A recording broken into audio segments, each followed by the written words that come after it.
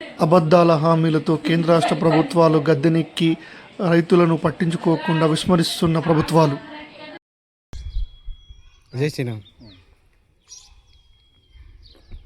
వ్యవసాయ రంగంలో రైతులు పంటలు వేసుకోవడానికి, విత్తనాలు కొనడానికి, ఎరువులు కొనడానికి, పురుగు మందులు కొనడానికి రైతుల దగ్గర ఒక్క రూపాయి కూడా లేని పరిస్థితి ఎదురైంది. రైతు బంధు ఇప్పటివరకు కూడా లేక రైతులు అనేక ఇబ్బంది పడుతూ ఉన్నారు.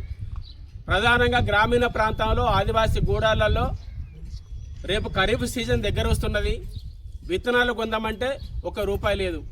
ఆనాడు కేసీఆర్ గారు సీఎంగా ఉన్నటువంటి కాలంలో, జోగురామన్న గారు మంత్రిగా ఉన్నటువంటి సమయంలో రైతులను ఆదుకోవడం కోసం, రైతుల పెట్టుబడి సహాయం కోసం రైతు ఖాతాల్లో ఎకరానికి 10,000 రూపాయలు వేశారు.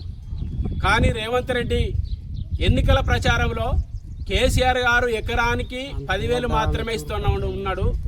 మమ్మల్ని గెలిపిస్తే ఇందిరమ్మ రాజ్యం ఏర్పడితే నేను ఎకరానికి 15,000 ఇస్తానన్నాడు.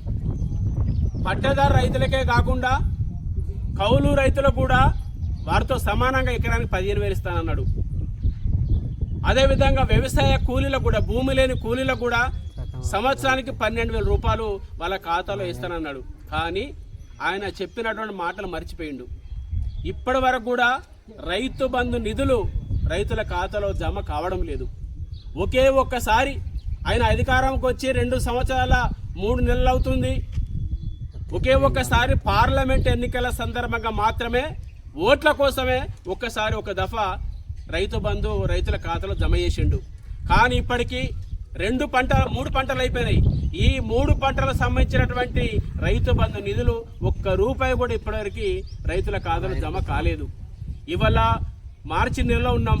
ఒక నెల అయితే వర్షాలు వస్తే విత్తనాలు కొనుక్కోవాలి, ఎరువులు కొనుక్కోవాలి, రైతులు వ్యవసాయానికి సన్నద్ధం కావాలి. కానీ రైతుల దగ్గర డబ్బులు లేవు.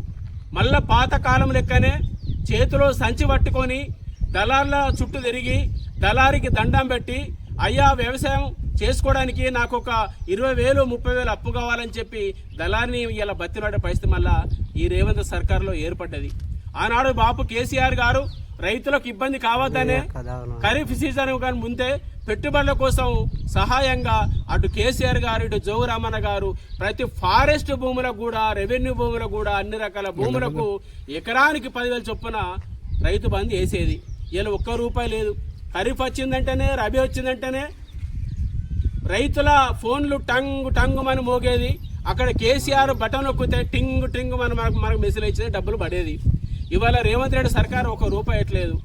మరి ఎన్నికల్లో మాత్రమే అటు కేంద్రంలో బీజేపీ పార్టీ అధికారం ఉన్నది, కేంద్రంలో వాళ్ళు పట్టించుకోవట్లేదు, కాంగ్రెస్ ప్రభుత్వం పట్టించుకోవట్లేదు.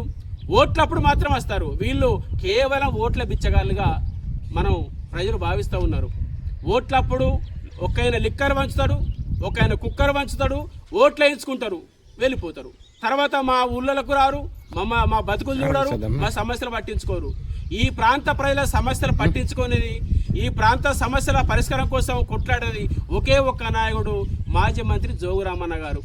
ఆయన అధికారం ఉన్నా లేకున్నా, ఆయనకు పదవి ఉన్నా లేకున్నా, ఆయన ఎమ్మెల్యే గెలిచినా ఓడిపోయినా నిరంతరంగా ప్రజల కోసం ఆలోచిస్తాడు. ప్రజల సమస్యల పరిష్కారం కోసమే పోరాటం చేస్తాడు. ఆయన గారు నిరంతరంగా ప్రజల్లో ఉండి పనిచేసిన వ్యక్తి. ఇవాళ ఓట్లప్పుడు అందరు వస్తారు, ఓట్లు అడగాలని ఎవరైనా బతిలాడతారు. ఓట్లప్పుడు వచ్చే నాయకుడే కాదు. నాయకుడు అనేవాడు ఎలా ఉండాలంటే నిరంతరంగా ప్రజా సమస్యలు ఏమిటి, ప్రజల కష్టాలు ఏమిటి, ఆ ప్రజల కష్టాలను తెలుసుకొని ప్రజల దగ్గరకు పోయి ఆ సమస్యల పరిష్కారం కోసం పనిచేసేవాడే లీడరు. ఆయన ప్రజల మనిషి అవుతాడు, ఆయన ప్రజల నాయకుడు అవుతాడు. అట్లాంటి నాయకుడు జోగురామన్న గారు ఈ ప్రాంతంలో మనకు ఉండడం అనేది మన అదృష్టము. గతంలో బురికి సంబంధించినటువంటి సుమారు ఈ గ్రామాన్ని చూస్తే రోడ్డు లేదు, జ్వరాలు వస్తే, రోగాలు వస్తే హాస్పిటల్ పోదామంటే పోవడానికి మార్గం లేదు, ఇండ్లు సరిగా లేవు, కరెంటు సరిగా లేదు. కానీ తెలంగాణ ప్రభుత్వం వచ్చిన తర్వాత, కేసీఆర్ సీఎం అయిన తర్వాత, ఆదిలాబాద్లో జోగురామన్న గారు మంత్రి అయిన తర్వాత ఈ ప్రాంత అభివృద్ధి అనేది మొదలయ్యింది. దాదాపు జోగురామన్న గారు 4,000 కోట్ల రూపాయలు తీసుకొచ్చి ఈ ప్రాంత అభివృద్ధి కోసం నిధులు కేటాయించి అభివృద్ధి పనులు చేయించాడు. ఇలా బుర్కి సంబంధించిన రోడ్డు కానీ ఆనాడు జోగు రామన్న గారు మంత్రి ఉన్న సమయంలోనే ఈ రోడ్డును శాంక్షన్ చేపించి ఇవాళ పనుల నిర్మాణం జరుగుతున్నది. ఈ రోడ్డును చూస్తుంటే ఇలా చాలా ఆనందంగా ఉన్నది. కల్వర్ట్లు పూర్తయినాయి, రోడ్డు నిర్మాణం జరుగుతున్నది. వర్షాకాలం వచ్చేసరికి రోడ్డు కంప్లీట్ అవుతే ఈ ప్రాంత ఈ యొక్క గ్రామ ప్రజలకు జ్వరం వచ్చినా, రోగం వచ్చినా, నొప్పి వచ్చినా, నా ఆడపిల్లలకు, నా అవ్వలకు అక్కలకి ఏ ఇబ్బంది అయినా కానీ హాస్పిటల్ పోవడానికి 107 బండి రావడానికి అనుకూలంగా పరిస్థితి ఏర్పడుతున్నది. కాబట్టి మనమంతా గమనించాలి. 75 సంవత్సరాల స్వతంత్ర కాలంలో ఈ దేశాన్ని కాంగ్రెస్ పాలించింది, ఈ దేశాన్ని బీజేపీ పాలించింది, కానీ మన ప్రాంతాన్ని అభివృద్ధి చేయలేదు. ఎప్పుడు అభివృద్ధి మొదలైంది? కేవలం కేసీఆర్ గారి నాయకత్వం మనం అంతా కొట్లాడి తెలంగాణ తెచ్చుకున్న తర్వాత, జోగురామన్న గారు మంత్రి అయిన తర్వాత ఈ ప్రాంత అభివృద్ధి కోసం అనేక నిధులు తీసుకొచ్చి డెవలప్మెంట్ అనేది కనబడుతూ ఉన్నది. కాబట్టి ఇవాళ రైతు బంధు నిధులు కూడా రైతుల ఖాతాలో వేసేంత వరకు జోగురామన్న గారు ఏ పిలిపించినా, జోగురామన్న గారు ఏ కార్యక్రమం తీసుకున్నా మీరందరూ కూడా సన్నద్ధం కావాలని చెప్పి, ఆ నిరసన కార్యక్రమంలో మీరందరూ కూడా ఐక్యంగా పాల్గొనాలని చెప్పి రైతాంగానికి పేరున విజ్ఞప్తి చేస్తా ఉన్నాం. జై బీఆర్ఎస్, జై బీఆర్ఎస్.